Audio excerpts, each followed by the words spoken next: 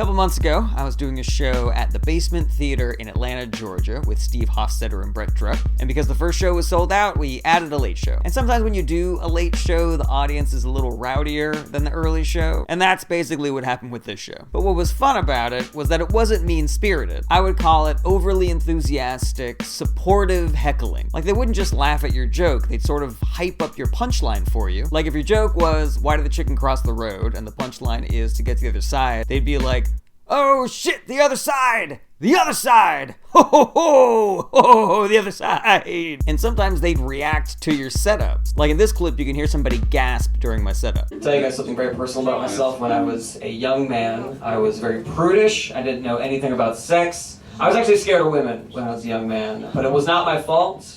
This is also around the time that I started to notice some very distracting conversation from the back of the room. And it turns out that it was a guy and a girl, and the girl had gotten a little too drunk before the show started, and the guy was trying to shush her. But it was not my fault. It was my sex ed teacher's fault. Because when we were young, she showed us that video of the child being born.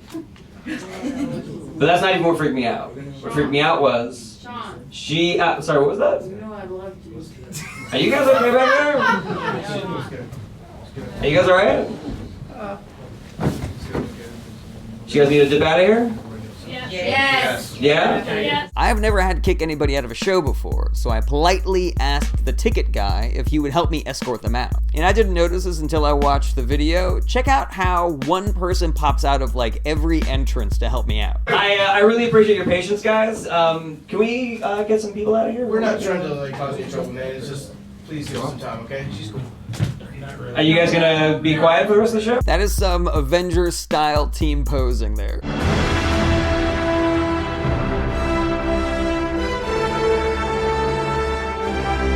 We decided to let them stay because it was their first warning, but then the dude, who was not the drunk one, he got up and left the theater. Why would you leave the theater if you're the one controlling the drunk person? We did eventually have to kick her out, but before that happened, I tried to remember where I was in my set and go back into the jokes. And everybody in the audience started shouting out parts of my joke to help me remember. Alright, so, what was I saying?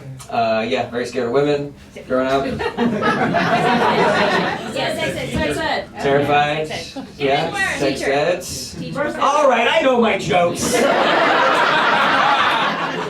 don't need every single word. I'm like, line, scared of women, sex ed. Oh god, I know it's in there somewhere.